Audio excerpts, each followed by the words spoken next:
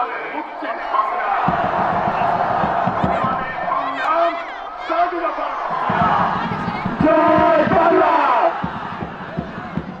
ছোট্ট শিশু প্রতিবাদী মায়ের সাথে ভাষণে অংশ নিয়েছে। এখন সে শত্রুদের রুখতে যুদ্ধে যাবে। মাতৃমমতায় মায়ের তুলে তার স্বাধীন দেশের সোনার স্বপ্ন।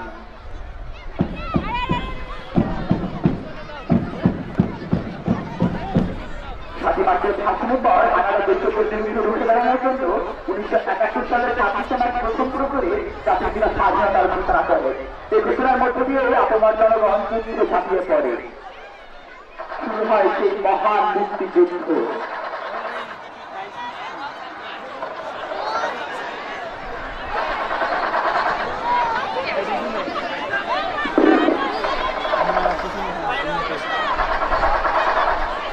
ছোট শিশু দেশের জন্য অনায়াসে ফিরিয়ে দিল তার তাজা সতেজ প্রাণ।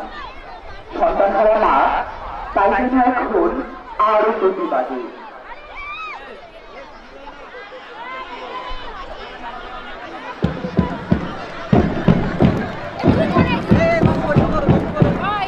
অতঃপর দীর্ঘ 9 মাস 30 লক্ষ কারিগরের অক্লান্ত পরিশ্রমে 1971 সালের 16 ডিসেম্বর আমরা আমাদের স্বাধীনতা অর্জন করি।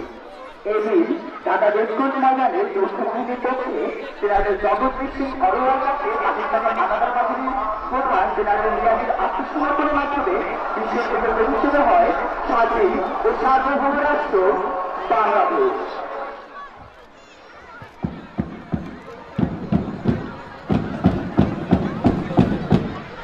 স্বাধীন রাষ্ট্র প্রতিষ্ঠার পর বঙ্গবন্ধুর নেতৃত্বে সদ্য ভূমিষ্ঠ বাংলাদেশ রাষ্ট্রটি গড়ে তোলার কার্যক্রম শুরু হয়।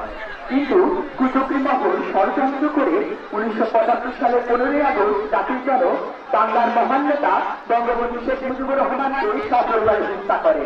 যাদের মধ্যে ছিলেন বঙ্গবন্ধুর সহধর্মিণী এবং এবং তার তৃতীয় সন্তান সহ আরো অনেকে। সিঁড়িতে পড়ে থাকে জাতির পিতার নিঃশ্বাস দেহ। পিতার মৃতদেহের পাশ থেকে নির্মমভাবে টেনে হিঁচড়ে পাশের বদ্ধ ঘরে মায়ের মৃতদেহের পাশে গুলি করে হত্যা করা হয় 10 বছরের ছোট্ট শিশু শেখ রাসেলকে।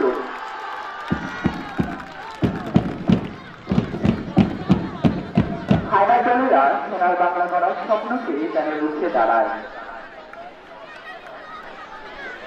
জাতির পতাকা শান্ত দেশকে পরিণত করুন।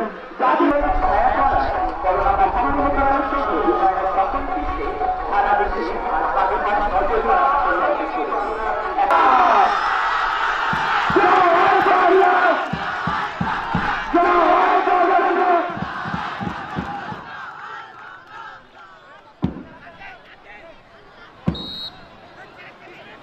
সুপ্রিয় দর্শক মণ্ডলী, এতক্ষণ ধরে ধৈর্য সহকারে আমাদের ডিসপ্লে উপভোগ করার জন্য সকলকে ধন্যবাদ।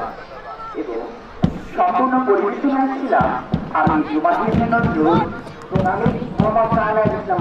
ধন্যবাদ।